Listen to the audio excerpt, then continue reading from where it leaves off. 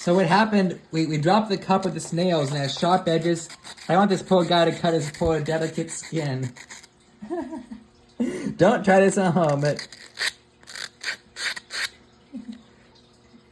it's still kind of sharp, but... Yeah, he's being a tough guy. I'd love to have him in my dentist office if I was signing his teeth.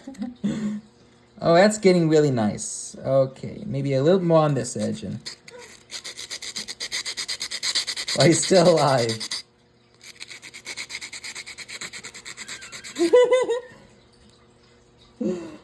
Okay, buddy.